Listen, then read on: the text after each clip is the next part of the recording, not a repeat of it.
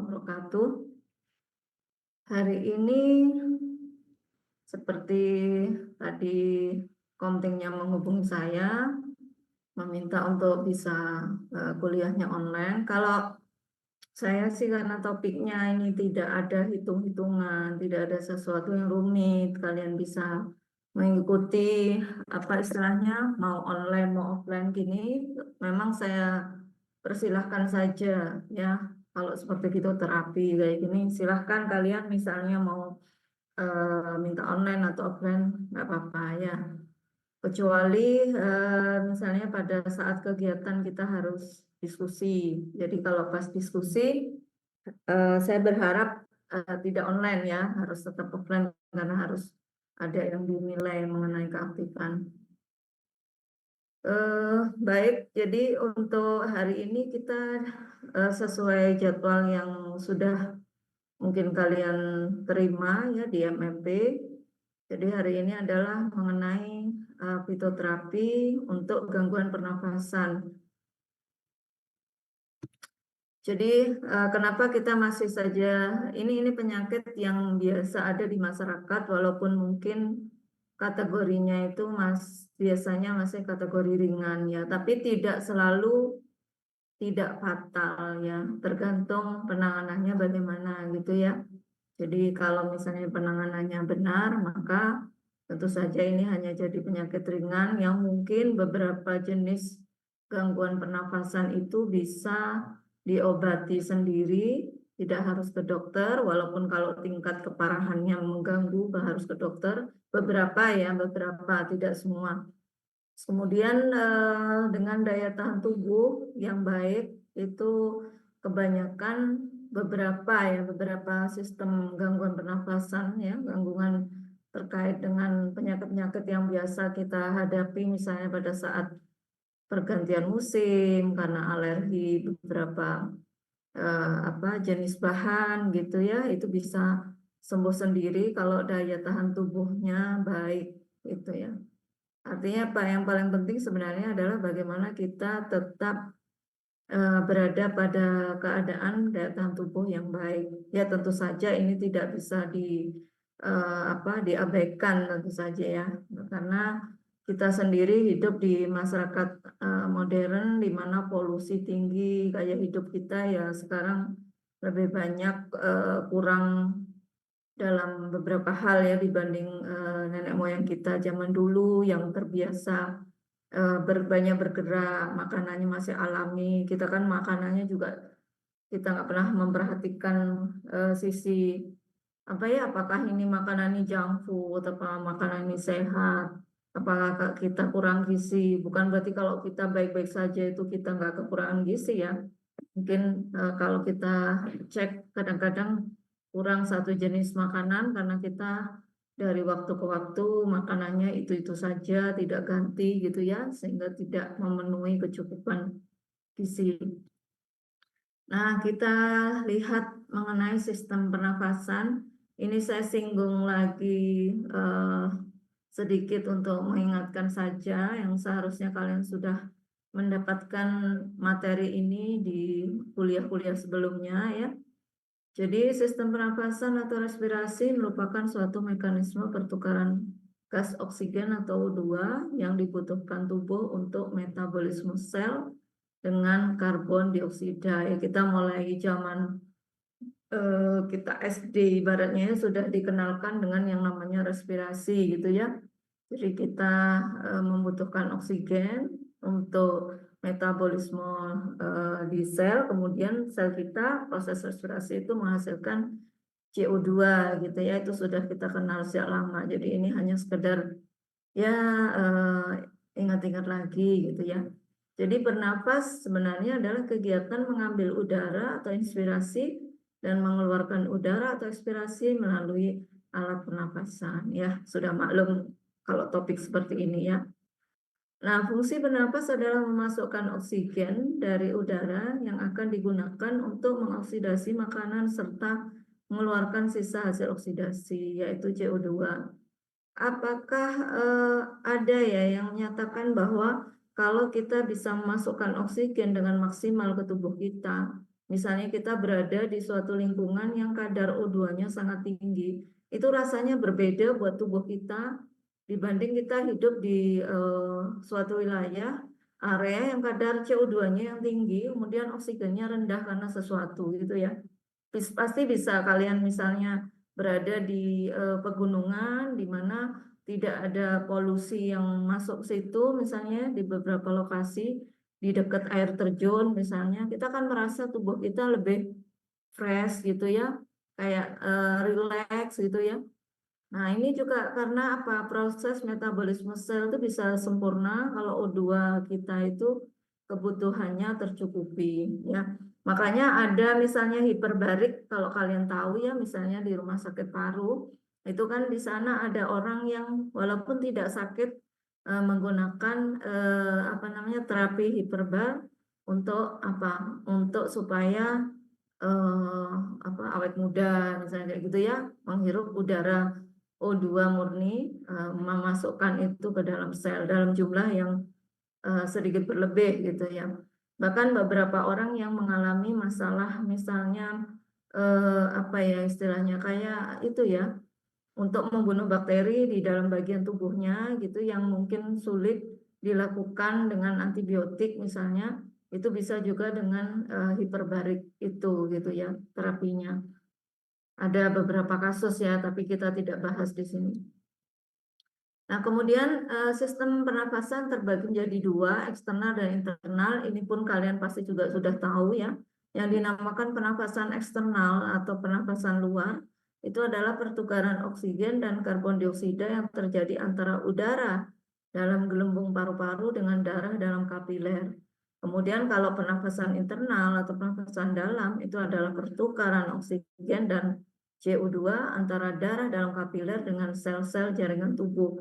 Jadi sampai pada tahapan paru-paru ya, pertukaran udara di situ disebut pernafasan eksternal, sementara pertukaran dalam kapiler dengan sel-sel jaringan tubuh itu yang dinamakan apa pernafasan internal. Dan hasil utama pernafasan itu adalah energi. Jadi kita bisa menyadari dari proses metabolisme tadi yang baik itu akan membuat tubuh kita berenergi ya, lebih fresh misalnya, lebih kuat melakukan aktivitas, tidak gampang lelah, tidak gampang tersengal-sengal misalnya kayak gitu ya. Kemudian saluran tadi ya ada terbagi dalam beberapa bagian ya. Jadi di sini ada dua bagian. Yang pertama adalah saluran nafas bagian atas. Itu udara yang masuk pada bagian ini dihangatkan, disaring, dilembabkan. Kita punya vili-vili di mulai dari hidung kita sampai nanti ada di tenggorokan gitu ya. Nah, disitulah udara yang masuk itu dihangatkan dulu ya, yang dari luar misalnya dingin. Jadi nggak ada masuk paru-paru tetap dingin ya, tapi ada proses di sana menghangatkan, kemudian ada penyaringan dan dilembabkan. Makanya kalau kita ngupil itu ya, kotoran yang masuk ke hidung kita itu adalah hasil dari proses penyaringan tadi. Kemudian saluran nafas bagian bawah yang paru itu merupakan tempat pertukaran gas di mana alveoli ya, nanti kita lihat gambarannya, merupakan tempat terjadinya pertukaran gas antara O2 dan CO2 di paru ya. Kemudian ada pompa muskuloskeletal, itu mengatur pertukaran gas dalam proses respirasi, terdapat pada rongga pleura dan dinding dada. Rongga pleura terbentuk dari dua selaput serosa yang meliputi dinding dalam rongga dada yang disebut pleura parietalis dan yang meliputi paru atau pleura visceralis. Ini sekali lagi mengingat kembali mengenai apa yang sudah kalian pelajari waktu sebelum kuliah fitoterapi gitu ya. Jadi kalau kita lihat di sini kan ada fase pernafasan. Jadi pada manusia itu ada respirasi internal, tadi ada respirasi eksternal, kemudian respirasi pada sel. Di mana internal itu adalah proses menarik nafas atau memasukkan udara ke paru-paru.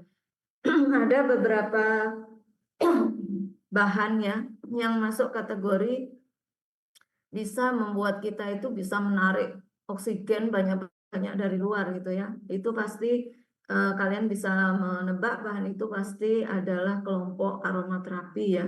Kalau kita menghirup udara yang biasa gitu ya, kita nggak merasakan udara itu masuk, tapi dengan beberapa kita menghirup suatu blended dari beberapa senyawa minyak asiri yang itu bisa membantu proses penarikan oksigen cukup tinggi ya. Saya ada ini suatu produk yang itu kalau misalnya kita punya masalah batuk, kemudian ada gangguan di saluran pernafasan kita, itu dengan menghirup itu bisa plong gitu ya. Kalian mungkin pernah merasakan juga baik yang dari sintetis maupun dari yang bahan minyak asiri sendiri gitu ya. Kemudian respirasi eksternal sama dengan menghembuskan udara dari paru-paru ke udara luar. Sementara respirasi sel di mana oksigen akan digunakan untuk mengoksidasi zat makanan sehingga dihasilkan energi. Jadi pembentukan energi itu merupakan hasil dari respirasi sel. Nah, kalau kita ingat lagi alat pernafasan manusia itu dari mulai awal di sini ya. Jadi mulai dari rongga hidung, kemudian faring di sini, laring ya, kemudian trakea, batang tenggorokan ya. Di sini ada laring, kemudian ada trakea di sini, kemudian ada bronkus. Nah, ini bercabang. Jadi ini merupakan cabang tenggorokan, kemudian paru-paru sendiri atau pulmo. Jadi secara umum susunannya seperti ini. Nah, dari mulai daerah hidung sampai paru-paru, ini kalau ada gangguan, maka akan mengganggu proses pengambilan oksigen maupun proses pernafasan manusia gitu ya. Di bagian mana gangguannya itu nanti akan terkait dengan nama penyakit yang diberikan ya. Kita lihat. Jadi ini kalau kita mau melihat bagaimana sih di sini proses pernafasan itu terjadi gitu ya. Di sini ada percabangan alveoli tadi yang disebutkan di sebelumnya. Kemudian di sini ada bronchiolus, di sini bronkus. Nah, mekanisme pernafasan pada manusia tadi ada sudah inspirasi, ekspirasi gitu ya. Jadi inspirasi adalah proses masuknya udara dalam paru-paru, ekspirasi proses keluarnya udara di paru-paru. Tentu saja masing-masing yang dibawa jenisnya beda ya. Kalau yang masuk itu oksigen, kemudian yang keluar adalah hasil metabolisme yaitu CO2. Nah, inspirasi dan ekspirasi itu terjadi antara 15 sampai 18 kali setiap menit. Jadi kita ini suatu proses yang otomatis sehingga kita bisa hitung dalam sehari semalam 24 jam kita mengalami proses ini berapa kali ya gitu ya. Ini benar-benar ajaib sebenarnya ya. Coba dalam 1 menit saja kita punya masalah, tidak bisa bernafas, apa yang terjadi kan gitu ya. Ada beberapa orang ya, misalnya kalau kita berada di bawah laut gitu ya, di mana tekanannya beda dengan di ini, kemudian kita nggak bisa bernafas, ya kita mungkin hanya dalam hitungan beberapa waktu, sementara ada beberapa orang ya, misalnya bukan Denny manusia ikan ya, kalau kalian pernah dengar cerita Denny manusia ikan, malah itu bisa menyelam berjam-jam gitu ya. Tapi ada beberapa suku di Indonesia di mana mulai bayi mereka biasa hidup di atas laut, rumahnya itu di atas laut. Nah, itu sudah mulai kecil terbiasa menyelam di bawah laut. Kadang-kadang juga membantu orang tuanya mendirikan rumah yang di mana tiangnya itu dimasukkan ke dalam lautan gitu, pinggir lautan tapi cukup dalam gitu ya.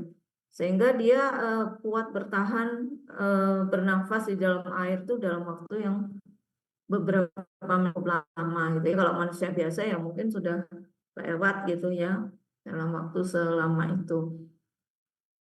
Mekanisme pernafasan pada manusia dibedakan atas 2 macam. Ini kalian pernah dengar. Jadi ada pernafasan dada dan pernafasan perut. Biasanya orang-orang tertentu memainkan peran dari 2 pernafasan ini untuk mencuri udara gitu ya. Misalnya untuk beberapa kalangan Korea, kemudian penyanyi itu ya menggunakan pernafasan mana yang paling efektif gitu ya.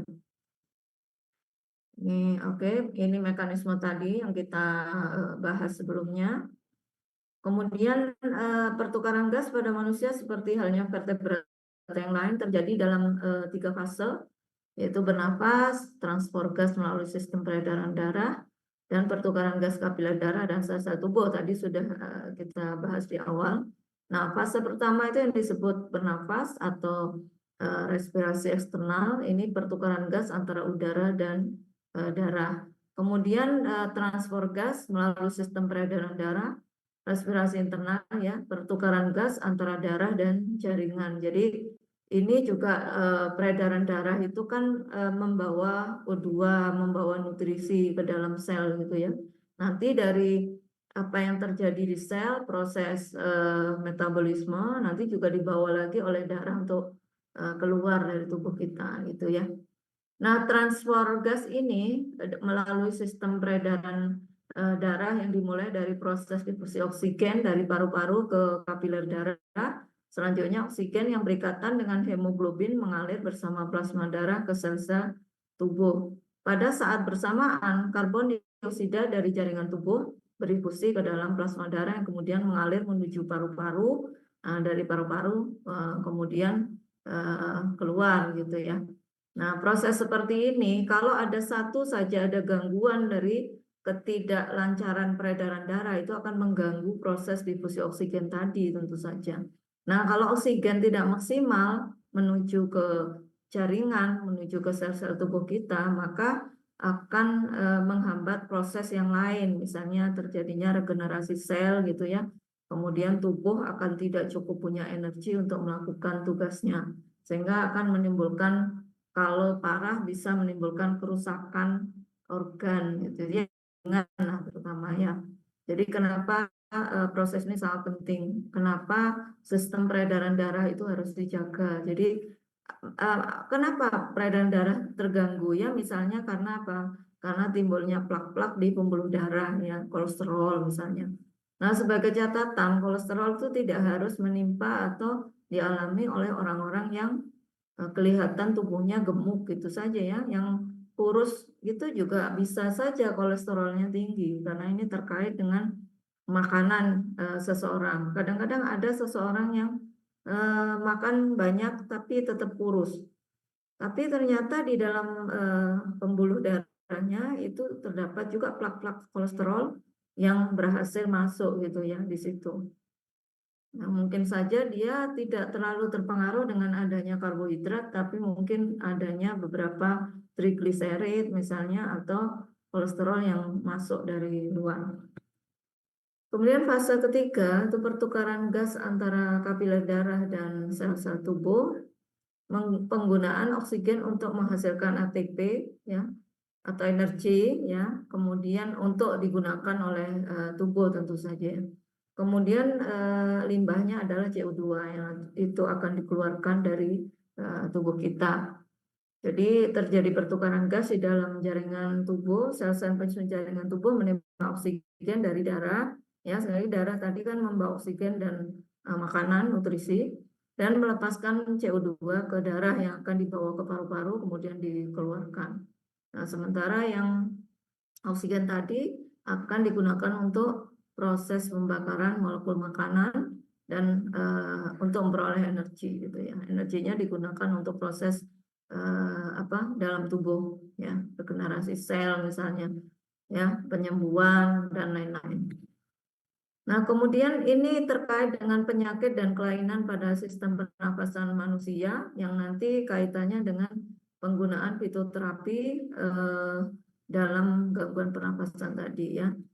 Yang sering ada, ini zaman dulu, influenza itu adalah suatu penyakit yang fatal yang berhasil membunuh jutaan orang karena pada saat itu belum ditemukan semacam penangkalnya, bagaimana sebenarnya daya tahan tubuh itu bisa menangkal efek dari virus influenza. Kalau sekarang mungkin tidak ada kefatalan pada saat awal ditemukannya virus influenza ya.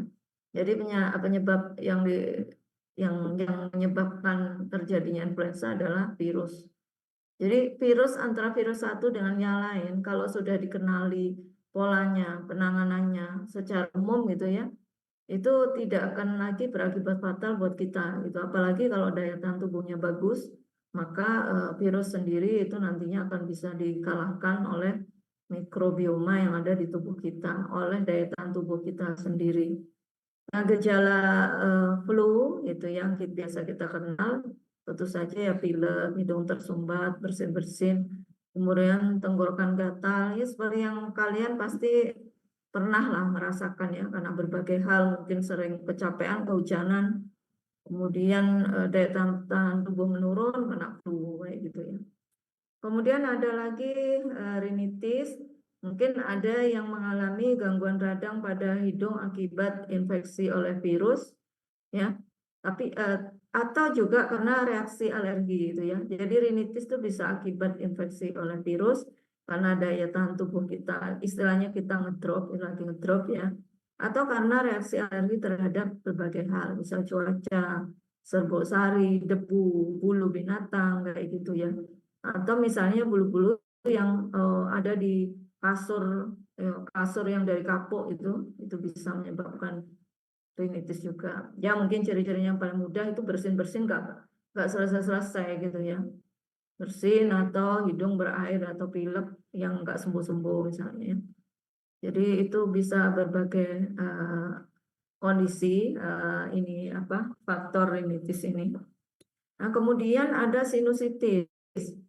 Sinusitis itu adalah peradangan pada sinus. Tadi saya sampaikan bahwa kalau ada gangguan pada daerah pernafasan itu biasanya namanya dikaitkan dengan organ mana yang mengalami masalah di situ. Misalnya pada sinus terjadi peradangan, maka disebutnya sinusitis.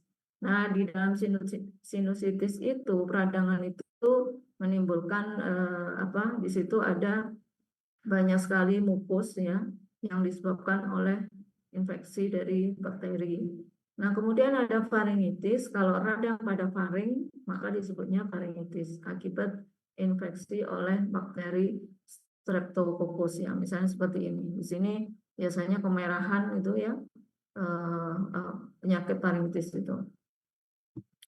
Nah, kemudian laringitis, kita bisa menebak bahwa itu adalah terjadinya infeksi atau radang pada laring yang disebabkan oleh infeksi terlalu banyak merokok, minum alkohol, ya, terlalu banyak ngomong misalnya. Apa bisa seperti itu? Ya bisa, ya kalau terus-menerus ya, kemudian serak gitu. Nah, itu akhirnya juga bisa kena radang. Radang itu kan disebabkan oleh berbagai hal, tidak selalu karena infeksi, tapi juga zat asing, ya termasuk rokok itu, alkohol atau hal-hal lain. Kemudian ada bronkitis. Nah, ini karena adanya radang pada cabang tenggorokan akibat infeksi tadi mau disebut bronkitis gitu ya. Mungkin kalian juga pernah mendengar. Jadi bagaimana beberapa orang mengalami, wah ini kena bronkitis gitu. Bronkitis ada yang kronis, radangnya nggak sembuh-sembuh ya. Kemudian ada TB, yang ini penyakit yang mulai zaman dulu sampai sekarang masih jadi masalah, terutama di negara-negara dunia ketiga. Bahkan kasus terjadinya TB pada, nggak usah yang kita nggak bicara di luar, di Indonesia sendiri, itu kasus keberbahayaannya itu sebenarnya lebih tinggi daripada COVID-19 gitu. Cuma masalahnya, kenapa? Masalahnya ini sudah terjadi puluhan tahun, orang merasa sudah tahu obatnya ya pakai INH kayak gitu sama beberapa tambahan yang lain. Tapi kalau COVID-19 kemarin karena itu memang ada sisi macam-macam ya, kabarnya juga ada sisi politis ya dari perusahaan-perusahaan besar yang berkolusi dengan dalam tanda petik lembaga-lembaga kesehatan dunia termasuk WHO yang kalian bisa baca kasus yang disoroti oleh banyak pihak. Bahkan beberapa dokter yang paham kondisi itu kemudian speak up itu hilang kadang-kadang ya, hilang entah ditendang dari rumah sakit atau hilang secara fisik orangnya menghilang gitu ya. Ada kejadian seperti itu. Karena apa? Karena ini terkait dengan dominasi perusahaan pembuat vaksin, perusahaan besar. Kalian bisa hitung harga vaksin per cubnya itu berapa yang dibutuhkan oleh satu negara dengan pemaksaan dari WHO itu berapa. Secara politisnya begitu ya. Sementara TB ini sudah kasus jadul ya, ibaratnya obatnya murah, tersedia gratis gitu bahkan. Nah, ini tidak menghasilkan apa-apa buat perusahaan farmasi yang besar itu ya, termasuk Pfizer dan lain-lain.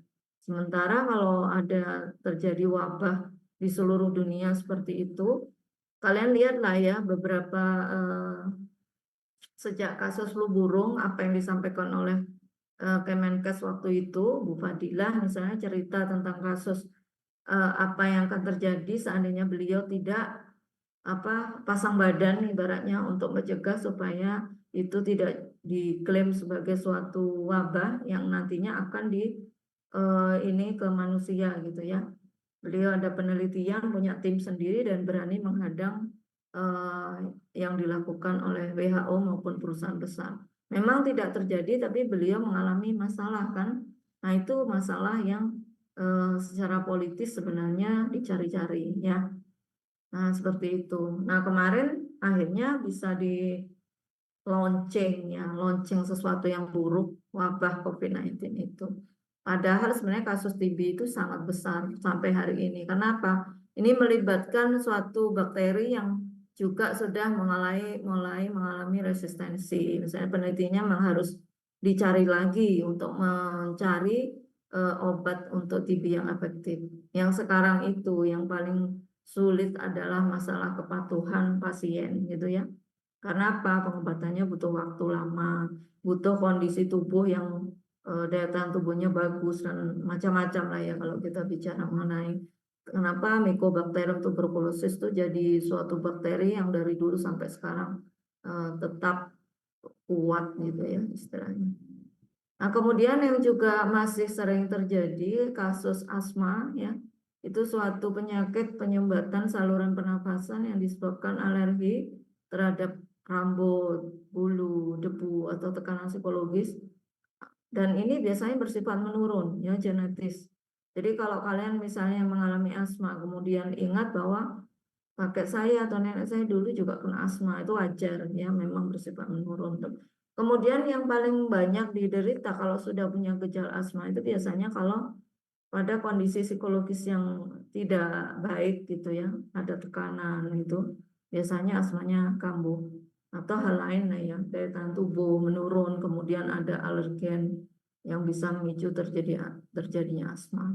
Jadi asma tidak menyerang semua orang, tapi biasanya untuk yang mengalami alergi atau punya keturunan asma akan sangat mudah kena asma. Terutama pemicunya adalah kalau mengalami batuk pilek misalnya kayak gitu ya.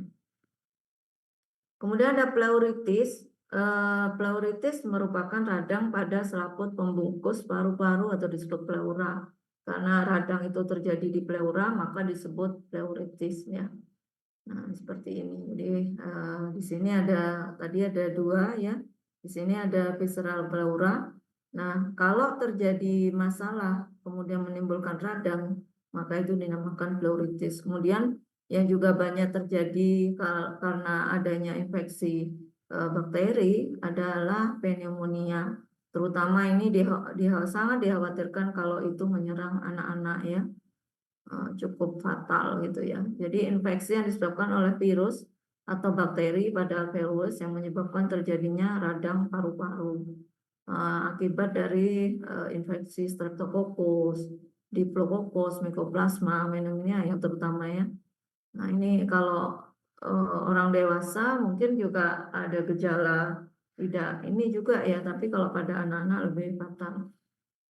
Nah kemudian yang menjadi isu yang terkait dengan beberapa pihak, misalnya orang-orang yang kebanyakan merokok adalah terjadinya kanker paru-paru. Kalau kalian lihat bagaimana sih rokok itu sedikit demi sedikit membentuk plak gitu ya di paru-paru ya, sehingga paru-parunya orang yang merokok sama yang tidak tuh kelihatan bedanya. Kalau yang paru-paru orang tidak merokok itu yang kemerahan gitu, yang merokok jadi menghitam, karena kalian pernah lihat mungkin di video yang banyak tersebar itu, ini coba dipraktekkan kalau misalnya rokok itu dipaparkan ke suatu tabung gitu ya, ya lama-lama menghitam banget ya. Nah itu berbentuk butiran yang halus kayak debu gitu. Nah ini disebabkan oleh kanker paru-paru, kemungkinan besar adalah dari proses menghirup asap rokok. Kemudian debu asbes, radiasi ionisasi, produk petroleum dan kromium. Nah, karena kalau terjadi kerusakan seperti ini pada paru-paru, maka ini nanti mengganggu proses pertukaran gas ke seluruh tubuh karena udara mau tidak mau ke seluruh tubuh itu jalurnya lewat paru-paru dulu gitu ya. Kalau paru-parunya bermasalah sehingga dia tidak bisa memproses atau mengirimkan, menukar gas gitu ya, proses memberikan oksigen, mengambil CO2 itu tidak baik, tidak lancar karena ada penyakit di sini. Maka gangguan tubuh juga pasti dirasakan di situ ya, karena ini penting termasuk proses yang vital dalam hal regenerasi terutama di dalam tubuh kita ya, menghasilkan energi juga gitu ya. Nah, kalau terkait dengan obat-obat modern yang biasa digunakan untuk ini terutama untuk flu gitu ya, penyakit yang umum kita derita karena berbagai hal itu misalnya ada kategori antihistamin, antipiretik, antitusif, dekongestan, ekspektoran. Kebanyakan ya ini saja dikombinasi gitu ya. Misalnya menderita asma karena alergi sesuatu, maka akan diberikan antihistamin baik yang berupa oral maupun injeksi, tergantung kondisinya ya, keparahan penyakitnya. Yang sering kita mungkin pakai CTM dalam berbagai asli maupun derivatnya dalam berbagai sediaan itu diphenhidramin, hidroksizin maupun yang lainnya. Yang itu bisa diminum 3 kali sehari, ada yang 1 kali sehari, biasanya paling enak yang 1 kali sehari gitu ya, yang tidak bolak-balik minum. Namun ada antipiretik. Antipiretik adalah obat yang digunakan untuk menurunkan demam, misalnya acetaminophen. Ini adalah bentuk sediaan generiknya gitu ya. Kalau sediaan dalam bentuk brand atau nama dagang tuh banyak sekali ya. Karena ini memang walaupun sudah puluhan tahun usia penemuannya itu sampai hari ini masih dipakai buktinya paracetamol itu ya. Nah, yang jadi masalah adalah kita tidak produksi sendiri bahan baku paracetamol itu ya. Artinya paracetamolnya itu industri di Indonesia itu impor. Kenapa? Apa ilmuwan kita tidak bisa mendampingi untuk bikin? Bisa. Bukan tidak bisa ya. Kita itu banyak juga yang pinter walaupun disebut di kalau kita baca itu IQ rata-rata orang Indonesia itu hanya 78. Jadi kita itu kepintaran kita itu hanya setara dengan Simpanse. Ini kan rata-rata kan ya secara umum karena kita memang bisa akui secara literasi masyarakat kita itu masih sangat rendah. Sehingga kadang berpikir logis pun itu kurang. Apa akibatnya? Secara politis kita itu gampang disulut, diadu domba, diapusi, setelah dikadali pun kadang-kadang tidak nyadar gitu ya. Itu karena ya mungkin secara umum seperti itu, punya warga yang literasinya rendah. Tapi apakah tidak ada yang pintar? Ya tentu saja banyak. Itu Pak Habibie juga orang Indonesia kan gitu ya. Nah, termasuk bikin paracetamol itu juga bisa, banyak yang bisa. Masalahnya adalah kalau kita produksi sendiri itu harga per biji penjualan awal HPP-nya itu sudah lebih mahal daripada kalau kita impor misalnya dari Cina sampai ke gudang gitu ya.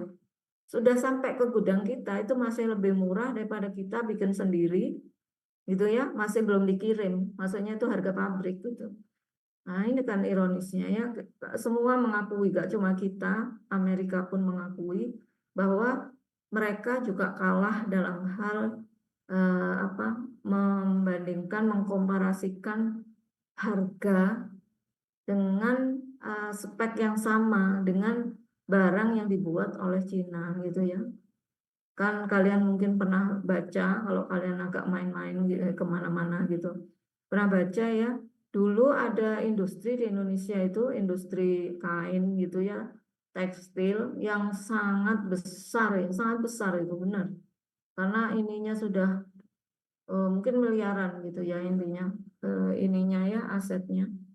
Tapi kemudian tutup bangkrut gara-gara para pembuat baju fashion itu bisnis fashion itu malah mengambil bahan bakunya itu dari Cina yang lebih murah dengan kualitas yang sama. Kok bisa?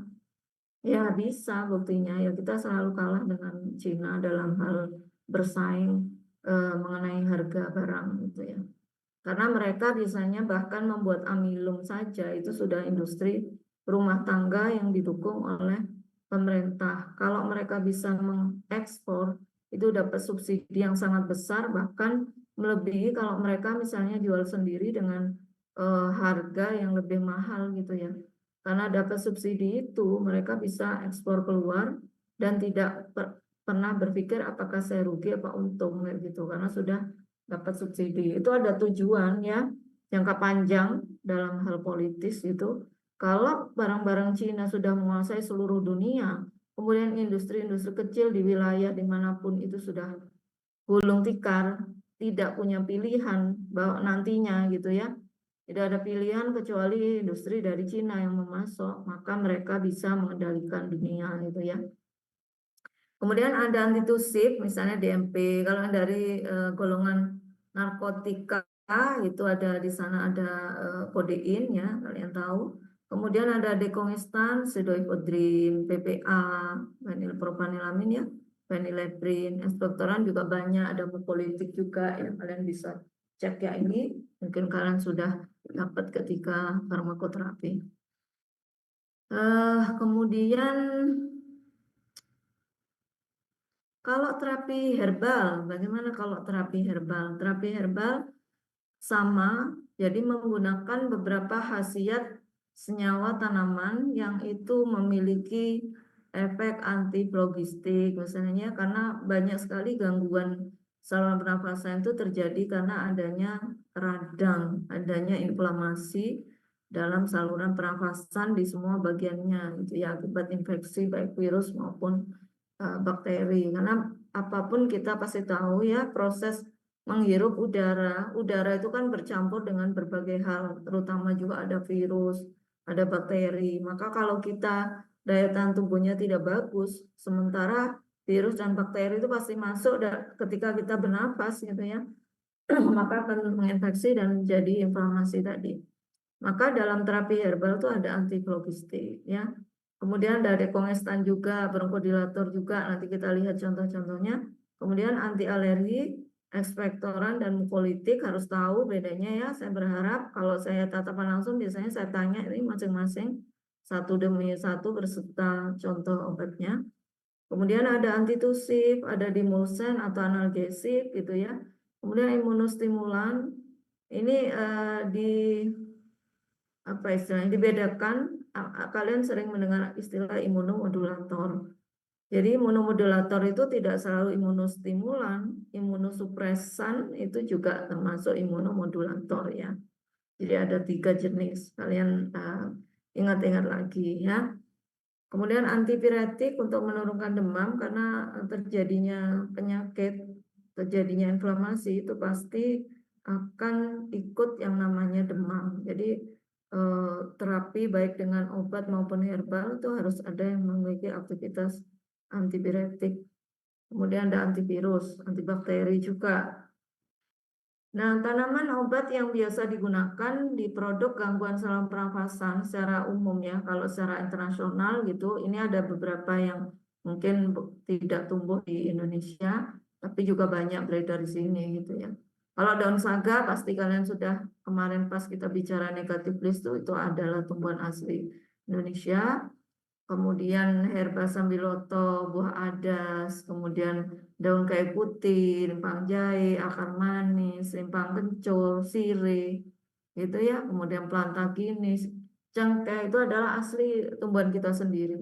Tapi beberapa seperti marshmallow, kemudian echinacea, Epedra, kemudian Timi itu bukan asli Indonesia, tapi dari luar ya. Walaupun di sini di beberapa lokasi sudah banyak budidaya tanaman tersebut ya, tapi tidak bisa ditanam di setiap lokasi karena harus ini berasal dari wilayah subtropis, maka kondisinya harus mirip di tempat asalnya.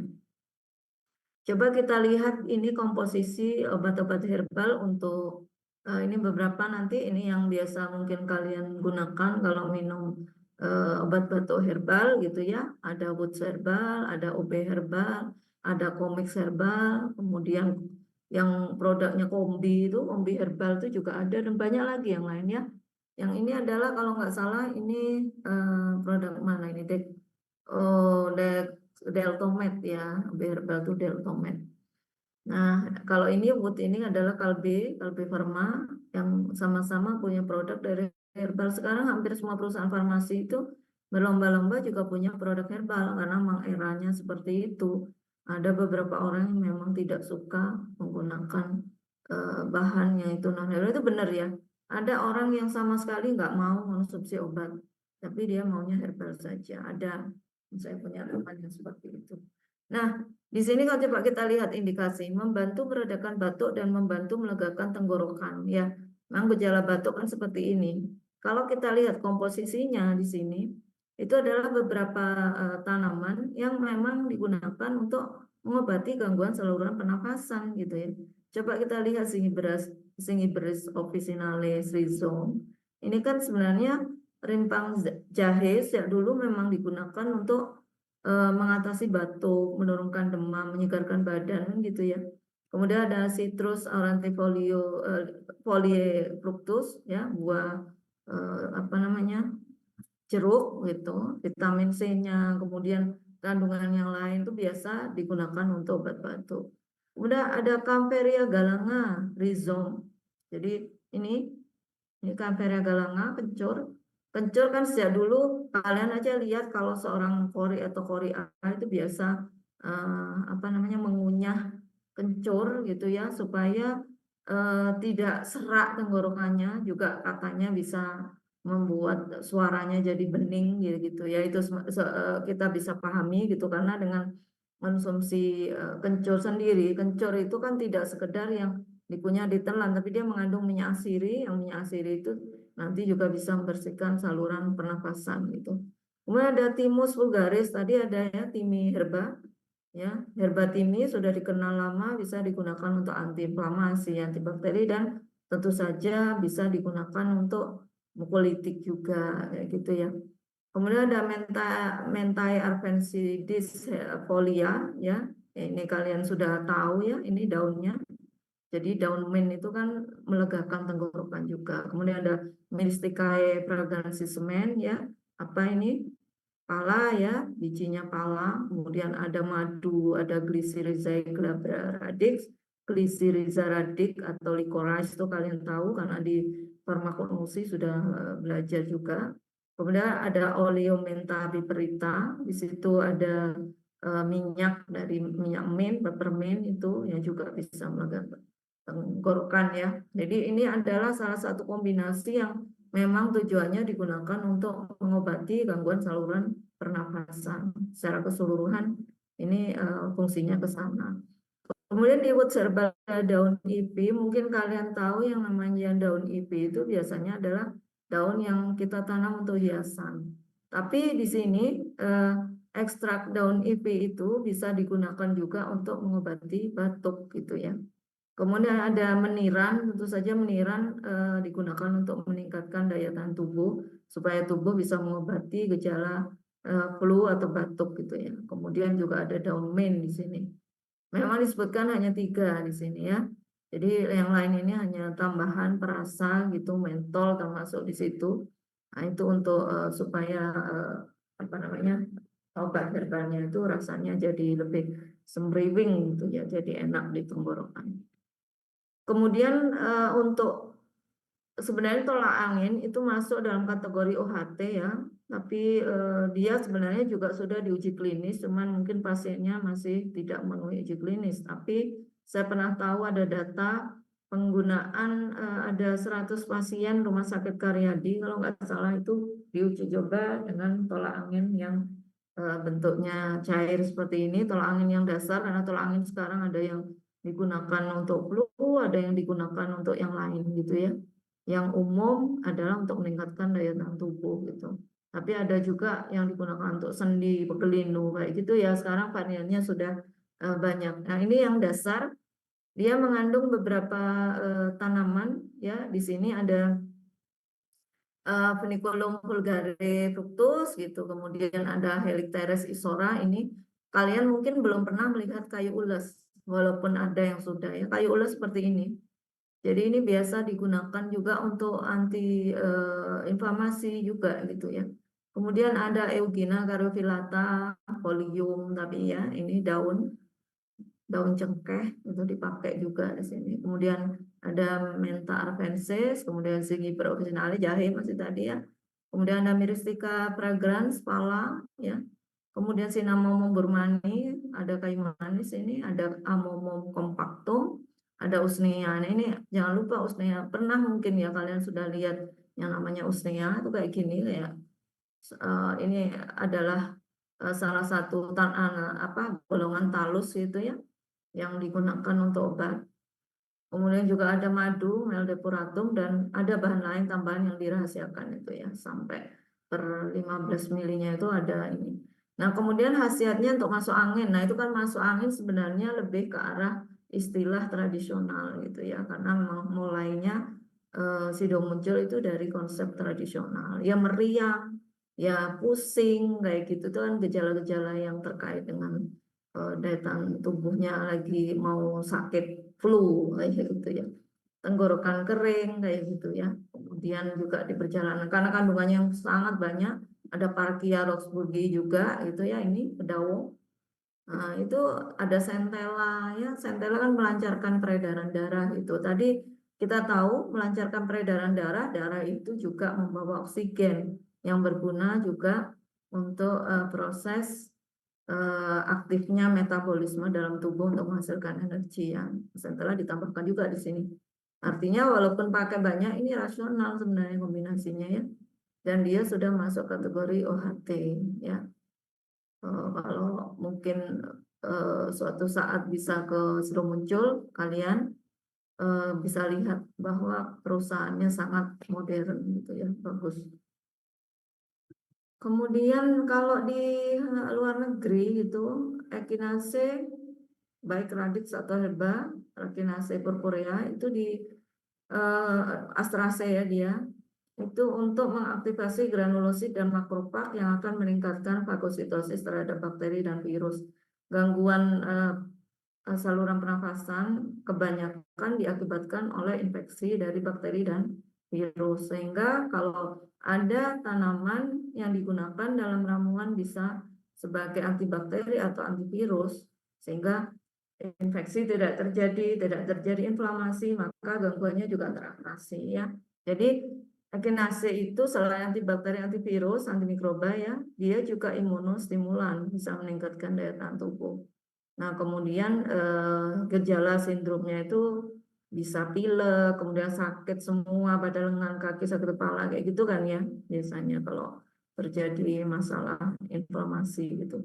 Nah, kalau kalian mungkin suatu saat ke Tawangmangu bisa lihat ya, karena Echinacea ada di Trogodingo di atas, bunganya seperti ini. Kalau pas berbunga itu bagus banget ya.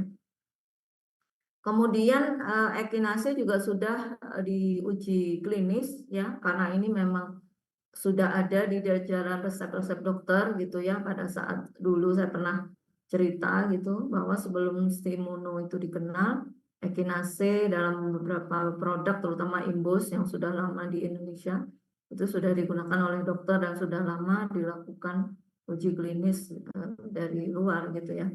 Nah, di situ kelihatan bahwa pemberian dosis 900 mg itu mempercepat penyembuhan saluran pernafasan yang terinfeksi bakteri Raffia. Pasti ada kaitannya dengan bakteri dan virus. Apalagi tadi memang selain antimikroba, dia juga imunostimulan. Nah, ini dosis ya. Dosis itu tergantung dari apa yang bahan yang kita pakai. Apakah pakai simplicia akar kering ataukah pakai herba kering atau dalam bentuk tinktur. Mungkin kalian belum pernah bikin tinktur kalau saat ini ya. Karena mungkin di kurikulum kenapa nggak ada tinktur? Padahal sering disebut di buku-buku acuan gitu ya. Karena tinktur sudah kalian tidak akan dapat misalnya dokter meresepkan tinktur. Tapi saya yang mahasiswa lulusan zaman jadul gitu masih bikin ya di lab itu praktikum masih bikin. Kemudian di beberapa apotik di Jogja sana masih ada dokter senior tuh yang menuliskan pembuatan tinktur gitu ya. Terutama apotik yang memang besar dan lengkap itu masih ada kita bikin tinktur, bikin OB, obat batuk hitam misalnya masih bikin sendiri. Saya di Rumah Sakit Sarjito dulu bikin obat batuk hitam tuh cukup banyak di Bangsal itu ya, tempatnya apoteker itu. Kemudian dalam kondisi akut, dosis dapat dinaikkan 10 sampai 15 gram. Karena echinacea ini bukan yang masuk kategori indeks terapinya sempit gitu kan ya. Jadi dia bisa naik kalau memang mengalami masalah yang harus diperlukan dosisnya dinaikkan. Kemudian ephedra herba atau mahuang di Cina. Kenapa disebutnya pakai mahuang? Karena ini sudah dipakai di Cina ribuan tahun yang lalu ya. Sudah lama digunakan dari tanaman Ephedra sinica, Ephedraceae. Nah, kandungannya adalah alkaloid ephedrin, pseudoephedrin, norepinephrine, kemudian norpseudoephedrin. Nah, ini sudah dibuat dalam bentuk sintetis secara fermentasi dari benzaldehid menggunakan Saccharomyces ya. Jadi ada proses sintetis itu yang menggunakan bantuan dari bakteri tertentu ya. Kemudian dilakukan reduksi kondensasi dengan metilamin yang prosesnya kalian pelajari di sintesis obatnya. Tapi ephedrin dan pseudoephedrin yang kita pakai di pelayanan kesehatan itu bukan diekstrak, diisolasi dari Ephedra sinica yang jelasnya itu sudah sintetis ya. Makanya tidak lagi bisa disebut fitoterapi kalau yang seperti itu ya. Kalau di Cina masih pakai yang namanya Ephedra herba ini, maka itu fitoterapi. Nah, bentuk pohonnya seperti ini, batang-batangnya, kemudian fungsi farmakologinya sebagai bronkodilator. Saya kira saya kalau yang terkait obat modern itu hanya mengulang apa yang sudah kalian pelajari. Tapi mungkin ada lupa-lupa ingat karena banyak sekali yang dipelajari, dihafal di otaknya gitu ya. Nah, ini diingetin lagi ya. Jadi fungsinya ephedrin, pseudoephedrin itu bronkodilator ya, bisa digunakan untuk asma, kemudian juga simpatomimetik sifatnya seperti adrenalin, dia juga dekomistan. Jadi melegakan pernafasan secara umum ini ya. Nah, efeknya terjadi vasokonstriksi dalam mukosa hidung melalui reseptor alfa 1 sehingga mengurangi produksi mukus.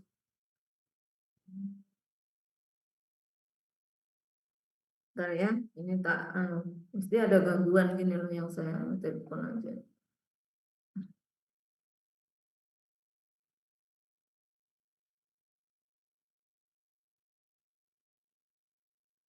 Hilang. Sebentar ya, saya ini lagi.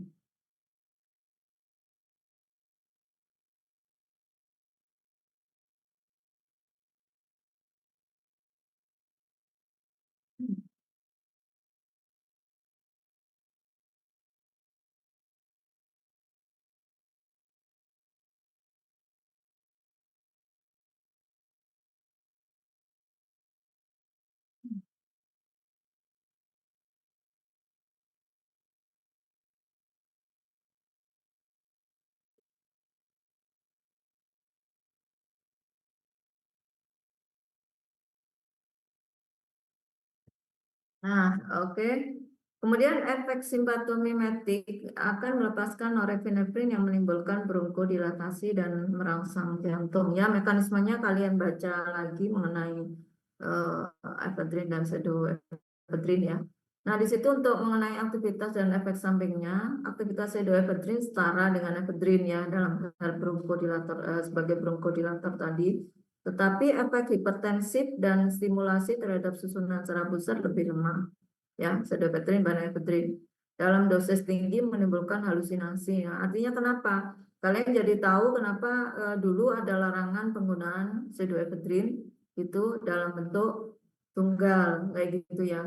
Ini akan timbul. Saya tidak tahu ya, adik-adik ya. Kenapa orang-orang di luar sana, orang awam tuh selalu tahu dari mana gitu loh, maksudnya infonya bahwa obat ini itu bisa punya efek seperti ini. Obat ini seperti yang pernah saya cerita, zaman saya dulu ketika masih di apotik gitu ya.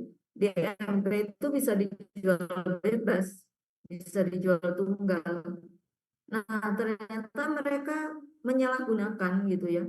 Bahkan para pekerja-pekerja itu tahu bekerja kayak tukang gitulah maksud saya. Efek yang lain bukan untuk batuk gitu ya. Sampai seperti itu ya. Nah, ternyata sama ya, penggunaan pseudoephedrine itu pernah boleh dibeli gitu ya. Nah, kemudian karena disalahgunakan menimbulkan efek halusinasi ini, maka sekarang ada batasan dan digunakan dalam bentuk campuran gitu ya. Padahal ini ada efek samping yang lain, misalnya pusing, mual, iritasi kulit, dehidrasi. Nah, dosis tingginya menyebabkan peningkatan tekanan darah dan aritmia jantung. Selalu ada efek sampingnya seperti itu. Nah, kontraindikasinya karena tadi itu bisa menyebabkan ini ya, masalah peningkatan tekanan darah, maka tidak boleh digunakan untuk penderita hipertensi ya. Kemudian kardiovaskuler, diabetes, gangguan tiroid, susah tidur, kemudian gangguan sirkulasi darah, ibu hamil dan menyusui. Kemudian tidak boleh digunakan untuk anak di bawah 6 tahun ya. Kemudian interaksi obatnya dengan obat jantung, kemudian obat simpatomimetik yang lain, guanetidin, kemudian mau inhibitor, alkaloid ergot, dan mungkin juga beberapa tanaman yang lain ya. Ini kebetulan interaksi dengan obat-obat yang modern.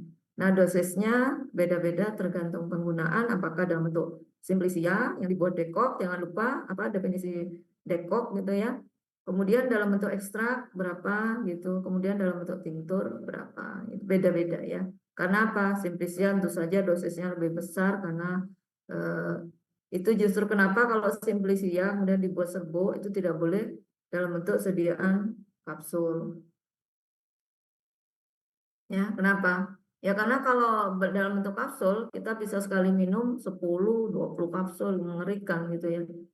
Maka dia harus dalam bentuk ekstrak baru boleh dikapsulkan. Kecuali ada 10-an, 6 sampai 10 yang masuk kategori simplicia yang boleh langsung dikapsulkan. Ya termasuk Nigella sativa itu yang boleh masuk kapsul, kemudian selase itu boleh karena dosisnya tidak setinggi yang lain.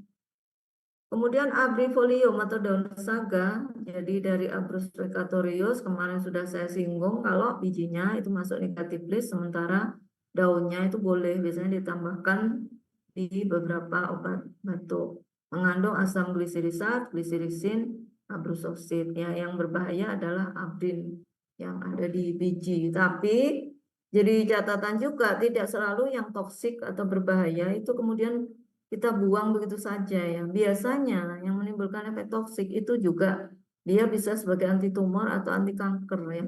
Itu kebanyakan. Jadi bisa diuji di situ. Nanti bisa diisolasi abrinya, kemudian digunakan dengan dosis yang tepat untuk terapi anti tumor atau anti kanker. Nah, abrus abrifolium sendiri memiliki efek ekspektoran. Justru karena itu kandungan dari abrifolium yang disebut glisirisin ini bisa memacu sekresa mukosa kan sehingga mempermudah pengeluaran dahak.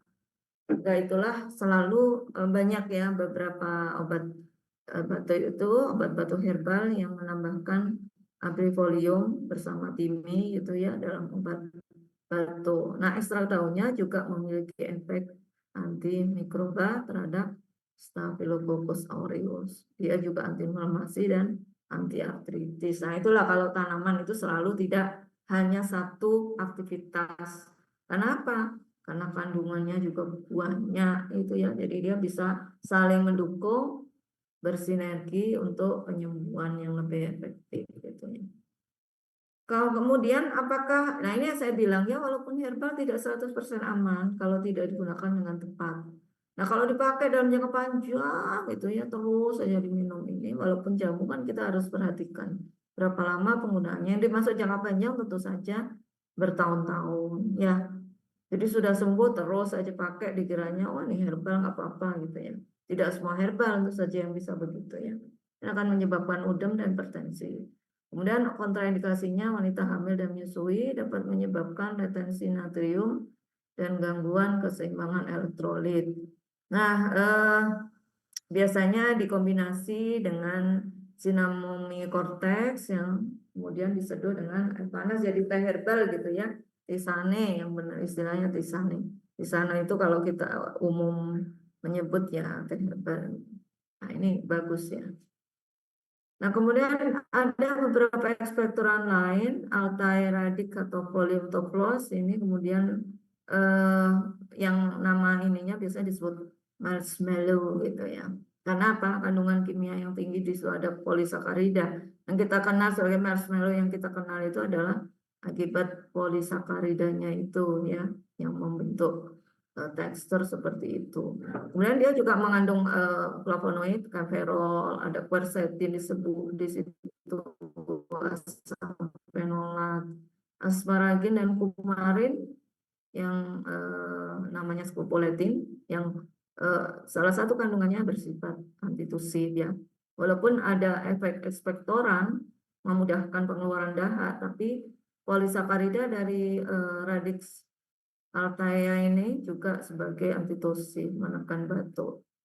Nah, ini juga sudah ada data klinis ya dari ekstrak yang diekstrak dari Simplicia dan polisakarida memiliki aktivitas antimikroba dan hipoglikemik. Artinya apa? Polisakaridanya itu bagus buat menurunkan kadar gula darah. Artinya dia kompleks ya, bukan yang polisakarida sederhana seperti apa namanya gula misalnya kayak gitu ya.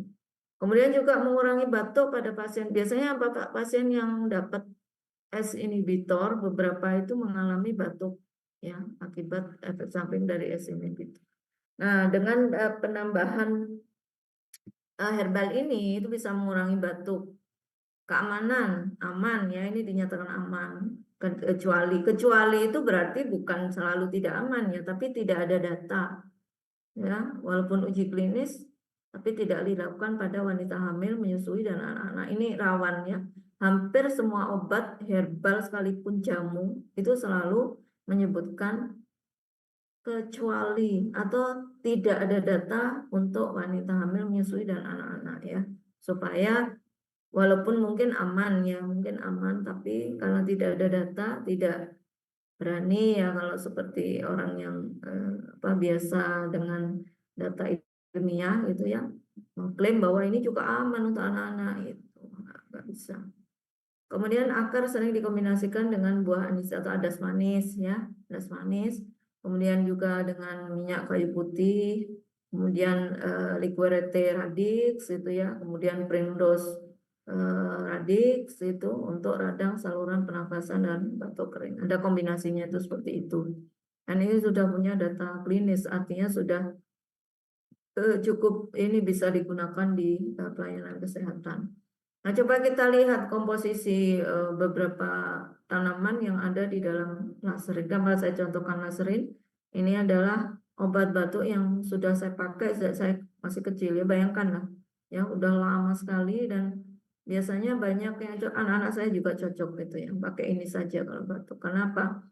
Bukan promosi ini ya, tapi kalau kita lihat kandungannya, kita jadi tahu kenapa laserin itu melegenda gitu ya di antara para ibu-ibu untuk penggunaan herbal tentu saja. Kalau yang biasa langsung batuk langsung ke dokter ya kita nggak bicara itu tentu saja ya. Nah di sini ada kalian tanaman ini pasti kenal semua karena ketika praktikum juga sudah ada semua gitu ya. Ada Euphorbia hitta atau patikan kebu di sini.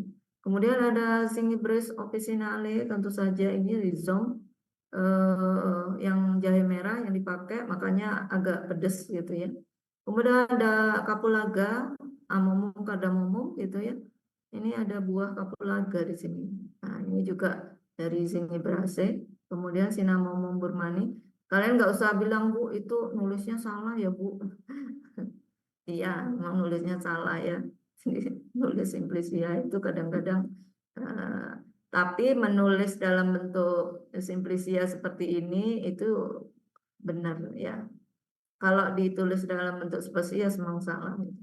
Kemudian Cinnamomum burmani. Nanti kalian misalnya tanya apa bedanya Cinnamomum burmani dengan Cinnamomum zeylanicum misalnya.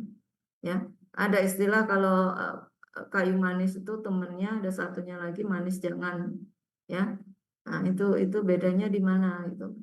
Nanti aromanya ada sedikit yang satu lebih kuat dari yang lain. Itu satu apa namanya satu genus yang sebenarnya agak ada perbedaannya. Kemudian ada Eugenia carpellata, Bu, yang benar Syzygium aromaticum ataukah Eugenia carpellata ya, Bu? Misalnya tanya kan. Ini bunga ya ini ya, cengkeh itu adalah bunga. Itu sama saja, itu adalah sinonimnya ya Eugenia carpellata itu ya Syzygium aromaticum.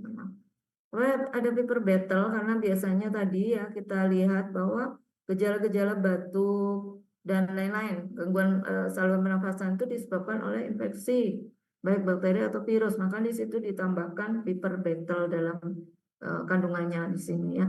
Kemudian ada Minta arvensis di sini, min. Kemudian ada Abri precatoris tadi, daun saga gitu ya, daun saga. Nah ini yang tadi kita lihat bahwa dia ekspektoran itu ada di sini. Dia juga antiinflamasi itu. Kemudian ada Hibiscus liliaceus atau daun waru, kalian juga pernah praktikum ya.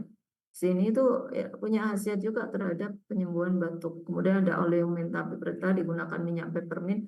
Kalau minyak peppermint murni tentu saja tidak bisa langsung diminum. Misalnya biar semriwing nggak bisa. Dia harus ada pembawa. Nah ini pembawanya banyak. Di sini ada ekstrak-ekstrak macam-macam termasuk juga sukus likurete atau akar manis glisiriza itu ya. Nah ini dipakai boleh akhirnya pakai minyak peppermint dalam kondisi digabung. Kalau sendirian bisa ya tidak boleh ya biasanya karena sifatnya yang minyak asir itu kan sifatnya mengiritasi gitu ya. Nah, kemudian kita lihat Andrographidis herba atau sambiloto, ini terkenal sekali, jadi dia punya beberapa aktivitas, terutama dalam hal digunakan untuk anti diabetes, kemudian untuk gangguan saluran pernafasan, karena dia juga imunostimulan gitu ya.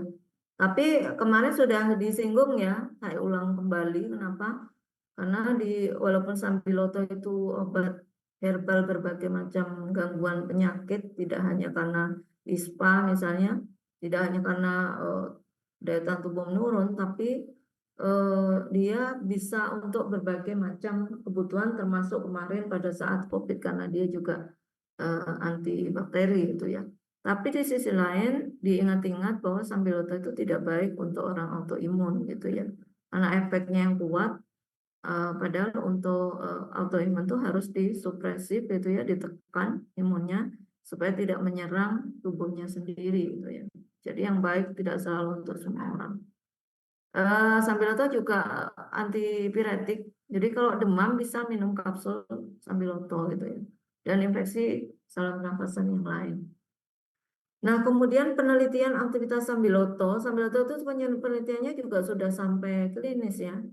Jadi diukur suhu tubuh karena dia antipiretik gitu ya. Kemudian analgesiknya ya karena dia selain bisa mengobati sakit kepala, nyeri-nyeri otot, sakit tenggorokan, termasuk batuk, gejala-gejala yang terkait dengan apa namanya gangguan pada saluran hidung gitu ya. Kemudian hasil menunjukkan ekstrambiloto efektif memang untuk terapi ISPA. Pokoknya kalau kalian misalnya nggak mau sambiloto ini kan pahit banget ya. Jadi kalian bisa mengonsumsi sambiloto dalam bentuk kapsul untuk menjaga daya tahan tubuh, misalnya pergantian musim, capek kalian misalnya dan lain-lain ya untuk terapi ISPA. Kemudian untuk dosis kalau misalnya pakai OHT starter standar itu dosisnya 400 mg 3 kali sehari. Nah biasanya 4 hari sembuh gitu ya. Kemudian ada pimpinelanisum, ini kalian harus bisa membedakan antara mana yang adas manis, mana yang buah adas, ya. Beda ya. Jadi harus bisa tahu. Kalau tahu beda, kalian juga bisa lihat dari nama ilmiahnya juga berbeda ya. Poenum, kemudian satunya pimpinella, itu yang satu adas, yang satu adas manis.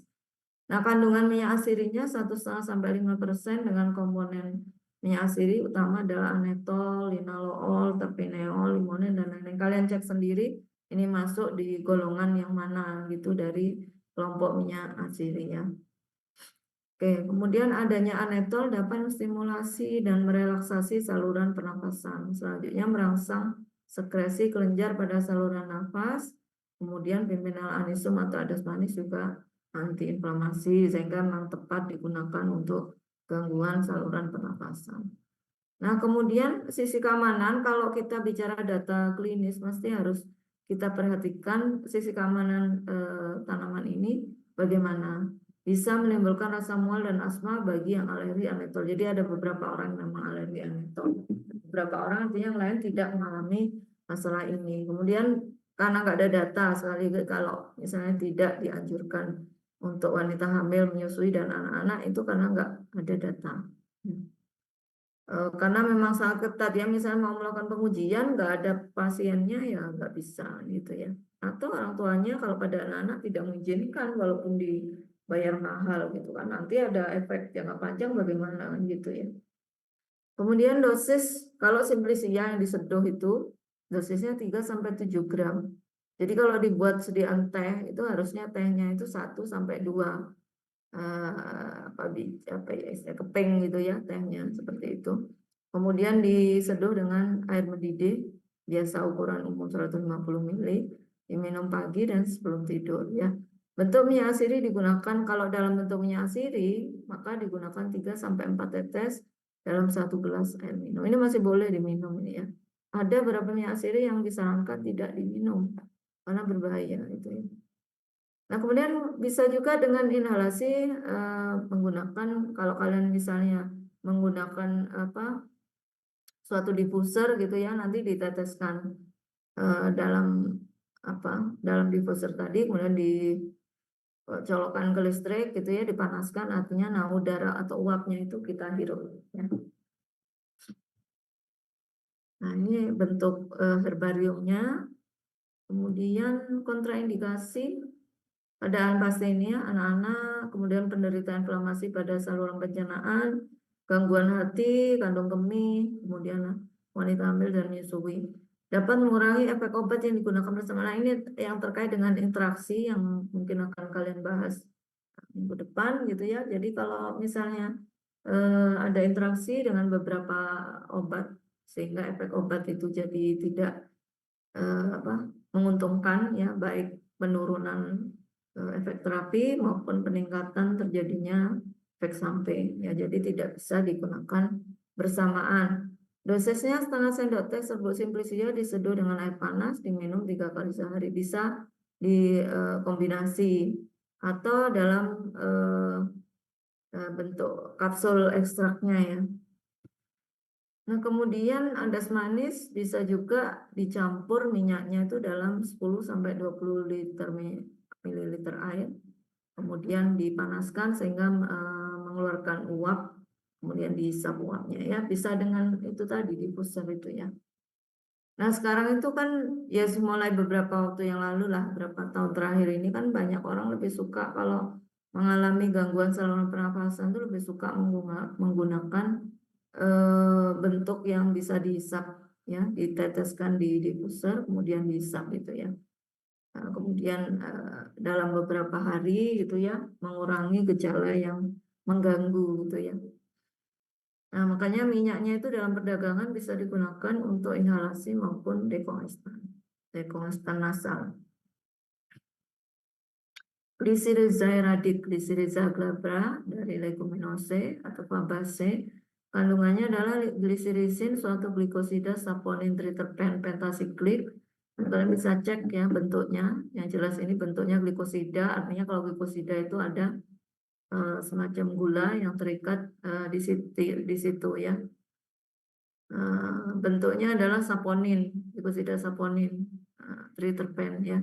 Mempunyai rasa manis, ini memang manis, jadi dalam obat batuk tadi kita lihat ada obat batuk menambahkan glisiriza dan banyak banyak sekali obat batuk yang tidak menambahkan gula yang kita kenal itu ya gula pasir. Walaupun misalnya menambahkan mereka stevia atau pakai ini. Karena glycyrrhiza glabra itu kalau diekstrak itu rasa manisnya sangat manis, 50 kali lebih manis dibanding sukrosa. Nah, glikonnya ini glikosida ya, jangan lupa glikosida itu adalah gabungan aglikon dan gula. Aglikonnya adalah gliseritin yang pahit. Tapi, nah aglikonnya pahit banget. Tapi kan glikosidanya itu ada gula yang terikat di gliseritin tadi, sehingga jadi gliseritin yang sangat manis. Gitu ya. Kalau dipecah itu karena proses dihidrolisis misalnya, aglikonnya itu yang aktif tapi dia pahit ya. Aktivitasnya antitusif, ekspektoran kalau sudah di lambung nggak masalah walaupun pecah ya karena adanya cairan lambung misalnya. Kan sudah kerasa sudah pahitnya. Yang kita penting berasa manis itu kan pas minum itu ya. Antitusif, oke. Nah di tanaman tuh bisa seperti itu ya, menekan batuk, tapi dia juga menghasilkan mengencerkan mukus sehingga bisa cepat keluar gitu. Kalau di obat modern tentu saja harus menambahkan obat yang berbeda, antitusif sendiri, ekspektoran sendiri gitu. Kemudian ada efek juga glisirisa ini antiinflamasi dalam bentuk glisirisin tadi glikosida ya. Sebagai ekspektoran bekerja dengan cara meningkatkan sekresi mukosa trakea. Glycyrrhiza radix berefek antispasmolitik. Ya, dia juga antimikroba terhadap Staphylococcus aureus, Mycobacterium smegmatis, kemudian juga Candida albicans dan antiinflamasi. Banyak ya manfaatnya. Keamanannya kontraindikasi pada penderita gangguan hati ya, sebaiknya sih memang kalau memang punya gangguan hati, gagal ginjal itu tidak mengonsumsi obat maupun herbal. Kalau herbal itu tidak memiliki aktivitas bisa mengobati kerusakan ginjal. Ya, kalau nggak ada data mending nggak usah. Kenapa? Itu semakin memperberat proses kerjanya ya. Dan tidak boleh juga untuk orang yang mengalami hipertensi, hipokalemia juga nggak boleh. Wanita hamil dan menyusui tentu saja ya. Nah, penggunaan lebih dari 6 minggu, dosisnya lebih dari 50 gram per hari, itu akan menyebabkan retensi, artinya dosis tinggi gitu ya, dan waktu yang lama menyebabkan terjadinya retensi natrium, edema, hipertensi, hipokalemia. Dan untuk orang yang mengalami hipokalemia itu tidak boleh konsumsi glisirisin ya. Akan semakin parah ngedrop nanti ya karena kaliumnya dalam tubuh itu rendah gitu. Kemudian karena dia juga punya efek terhadap orang yang hipertensi, maka tidak boleh diberikan bersamaan dengan golongan tiazid, glikosida jantung, kemudian dan perawatan hipertensi nggak boleh. Nanti jadi memperparah kondisi pasien. Dosisnya kalau simplisia, ini kenapa simplisia masih tetap dihitung, dikasih tahu di sini, karena banyak sekali masih yang suka menggunakan simplisia dengan cara direbus, dengan cara dibuat dekok atau diseduh itu ya. Jadi kalau simplisia dalam jumlah 1 sampai 5 gram itu artinya setara dengan 60 sampai 200 mg asam gliserinat digunakan setiap hari.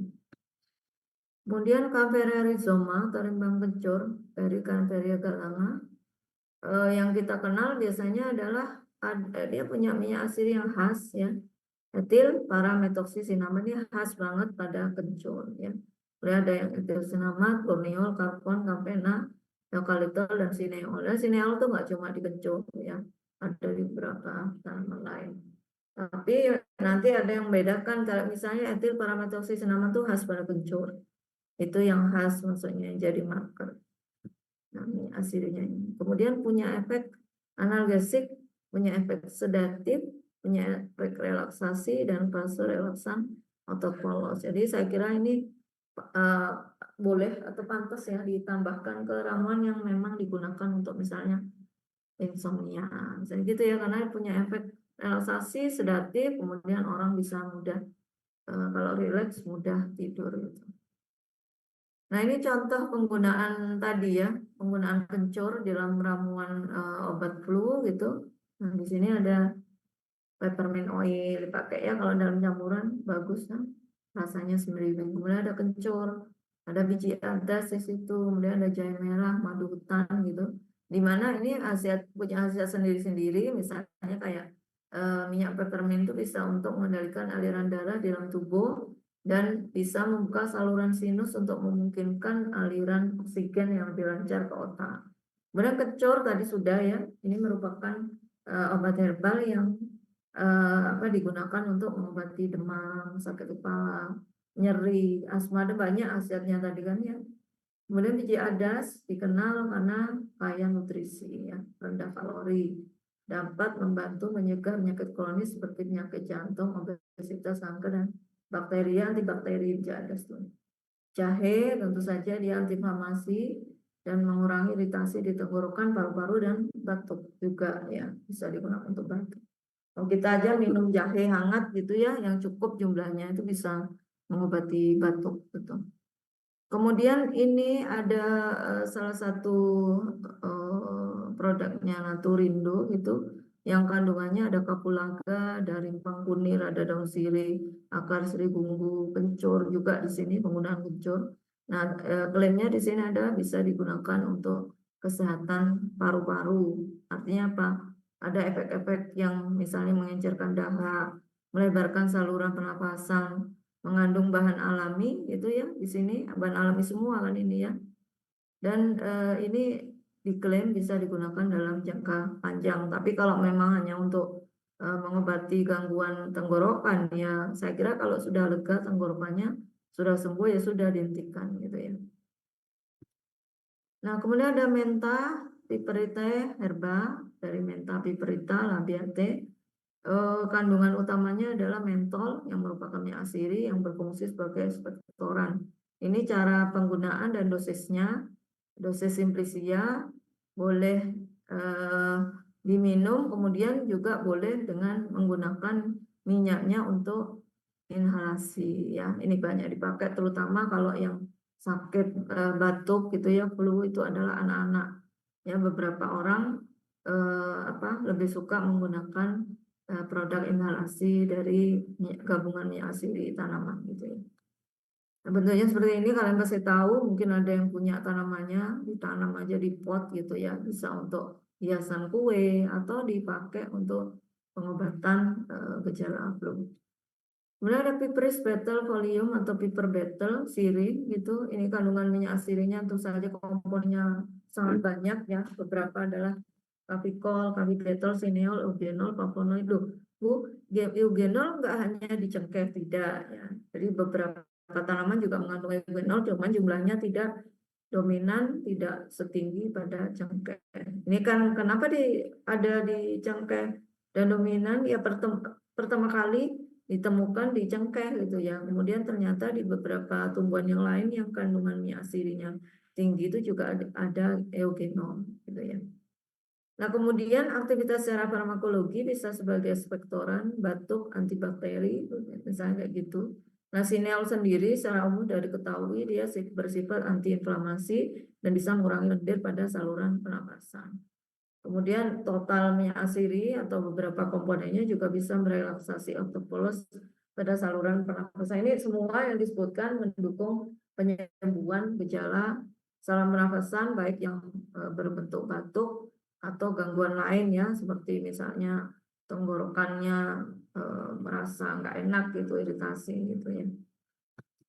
Kemudian ada planta jenis Lanceolate folium atau herba. Nah, kandungan utama dari planta jenis itu adalah polisakarida musilaku, ada glikosida iridoid yang disebut aukubin dan katapol, kemudian ada phenylethamate. Kalian kalau disebut glikosida gitu ya sudah bisa membayangkan bahwa di situ kalau bukan dalam bentuk terpenoid atau saponin gitu ya, bisa berbentuk glikosida flavonoid ya. Artinya yang penting adalah apa di situ, yang paling penting sebagai aglikonnya apa, kayak gitu itu yang menentukan. Kalau gulanya itu, kalau glikosida itu pasti bukan glukosa. Kalau yang glukosa itu dinamakan glukosida gitu ya. Gulanya bisa macam-macam. bisa besarannya juga macam-macam. Nanti glikosidanya apakah sangat besar BM-nya atau tidak, itu bisa dilihat di situ. Nah, secara farmakologi punya aktivitas antiinflamasi, antibakteris, spasmolitik, dan imunostimulan. Ada banyak sekali data penelitian penggunaan plantagenis ini ya, baik ya, efeknya sebagai antibakteri dan antivirus dengan pengujian pada ekstrak metanol, etanol, dan air dari daun ya terhadap Bacillus subtilis, Klebsiella pneumonia, Mycobacterium blay, dan lain-lain, banyak sekali ya. Karena dia memang punya aktivitas antibakteri terhadap beberapa jenis bakteri. Kemudian kalau untuk orang asma itu juga dia punya efek spasmolitik ya, herbanya dalam penelitian penghambatan kontraksi ileum marmut yang diinduksi dengan asilkolin dibandingkan dengan atropin, papaverin, dan infenitramine itu sebagai pembanding positifnya ya. Kemudian dia juga imunostimulan pada konsentrasi sangat kecil ya. Kemudian meningkatkan 20,5% aktivitas fagosit pada granulosit ya, mucilagonya. Kan ini juga tinggi kandungan polisakaridanya ya.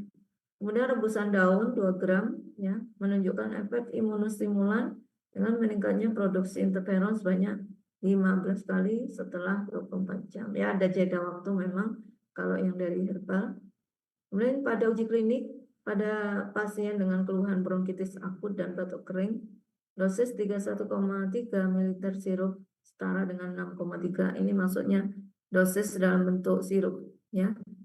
Kalau disetarakan dengan dalam bentuk herba itu adalah 6,3 gram herba menunjukkan pengurangan keluhan yang signifikan ya, sudah ada penelitiannya. Pokoknya kalau di atas 50% tuh pengurangannya signifikan.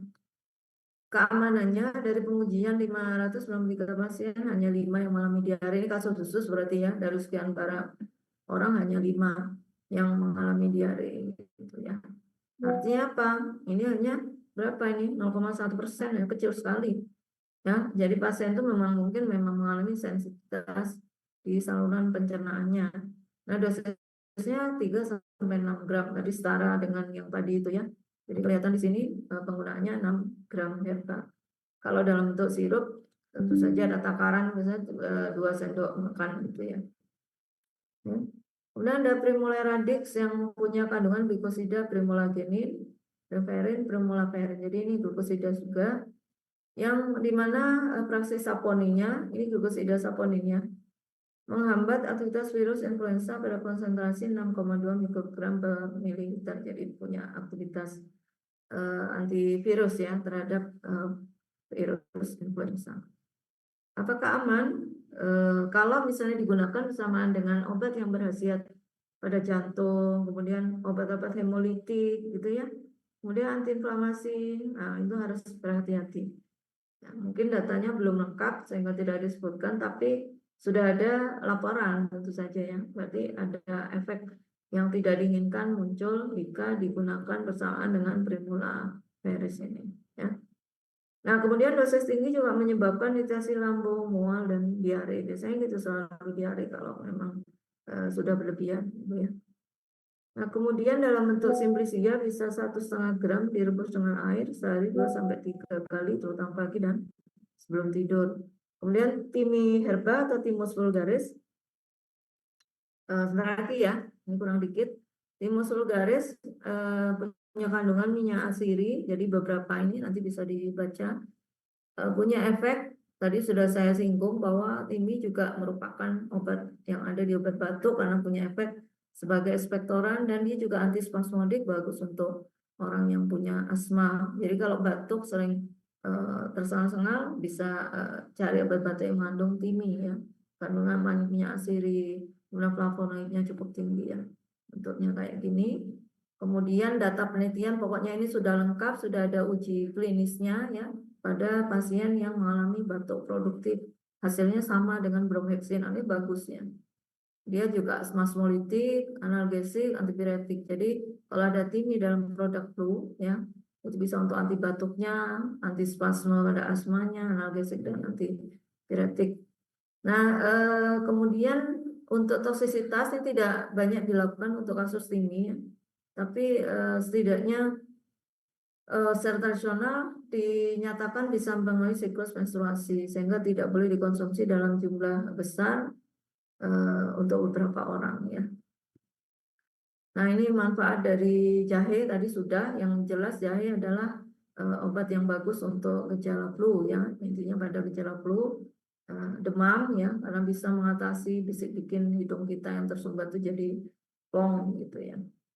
Baik adik-adik, untuk hari ini saya kira cukup, ya.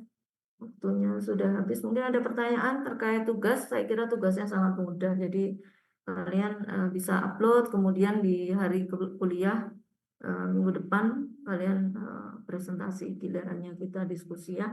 Tidak lama-lama lah, masing-masing mungkin paling lama 15 menit saja. Nanti bisa kita diskusikan yang perlu-perlu saja, gitu. Kalau tidak ada, saya akhiri, ya adik-adik. Terima kasih, ya, jaga kesehatan. Kita ketemu lagi di minggu depan. Wassalamualaikum warahmatullahi wabarakatuh.